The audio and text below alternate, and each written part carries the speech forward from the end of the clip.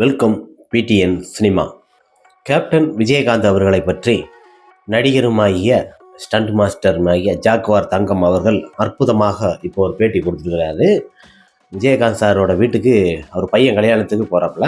Vijayakanth sir ரொம்ப பேச முடியல, அந்த சைகையால் தான் பேசிகிட்டு இருக்காரு கேப்டன். சைகையால் பேசும்போதெல்லாம் பையனை பார்த்து சொல்கிறாப்புல, அப்பா கஷ்டப்பட்டு வந்தவர், வரமானி கரெக்டாக இருக்கணும்பா அப்படின்னு சொல்லி கேப்டன் சார் ஜாக்குவார் பையன்கிட்ட அப்படியே சைகையிலே சொல்கிறாரு. அந்த டயத்தில் பத்திரிகையெல்லாம் கொடுத்துட்டு கல்யாணம் அந்த மண்டபத்தில் வச்சுருக்குறோம், கட்டாயம் வந்திருக்கேன் கேப்டன் அப்படின்னு சொன்ன உடனே அந்நியார்கிட்டையும் சொல்லிவிட்டு நாங்கள் கிளம்பிட்டோம். மறுநாள் கல்யாணம். கேப்டன் வரதுக்காண்டி கார் எல்லாமே வரதுக்கு எல்லாத்தையும் அரேஞ்ச் பண்ணி வச்சுருந்தேன். அவரால் கொஞ்சம் படி ஏற முடியாது, கால் நடக்க முடியாது அப்படிங்கிறதுனால அவரால் அந்த டயத்தில் வர முடியல. அந்நியார் அவங்க அந்த டயத்தில் ஆசீர்வாதமாக இது பண்ணாங்க.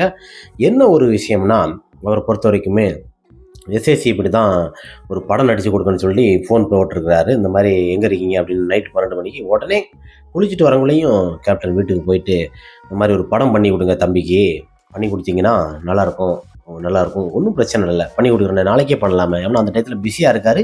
இருந்தாலும் விஜயோட வளர்ச்சிக்கு அவர் பண்ணி கொடுத்தாரு. நட்புக்காக பேமெண்ட்லாம் வேண்டாம். இந்த மாதிரி கேப்டனை பொறுத்த வரைக்கும் நட்புக்காண்டி தான் அவர் வாழ்ந்து மறைந்ததே, நட்புக்காண்டி தான் வாழ்ந்து மறைஞ்சிருக்காரு. இப்போ நான் ஒரு படம் பண்ணித்தாங்கன்னு சொல்லி கேட்டோம்னா எனக்கு ஒரு படம் பண்ணி கொடுப்பாரு.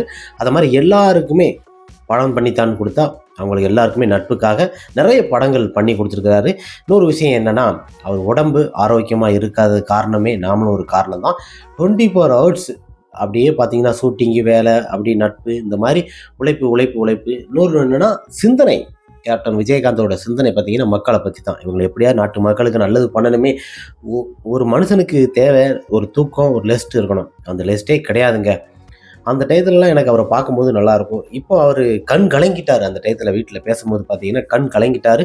சூரியன் கண் பட்டா கூட கலங்காத கேப்டனோட கண், அப்படி ஒரு கண். அந்த கண் கலங்கின உடனே எனக்கு அப்படியே இதாகி போச்சு, மனசு என்னால் தாங்க முடியலன்னு ஜாக்குவார் தங்கம் சொல்லியிருக்கிறாரு.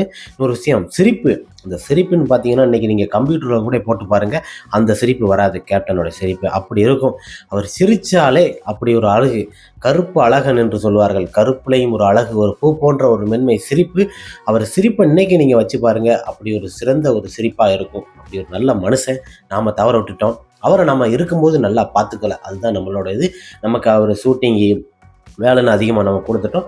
மக்கள் சிந்தனை, நட்பு, இதெல்லாம் அதிகமாக அவர் பொருட்படுத்தாமல் அன்பால் இருந்த நாட்களில் இவ்வளோ தூரம் இருந்திருந்தாலும் இன்றைக்கி எவ்வளோ பேரும் நல்லா இருந்திருப்பாங்க. இன்றைக்கி தவற விட்டுட்டு இப்படி பண்ணுதீங்களா? இன்றைக்கும் பாருங்கள், இப்போ எடுக்கிற நடிகர்கள், குறிப்பாக இவரெல்லாம் சொல்லலை, இன்றைக்கி அவங்க கூட இப்படி இந்த பேர் புகழ் வராது.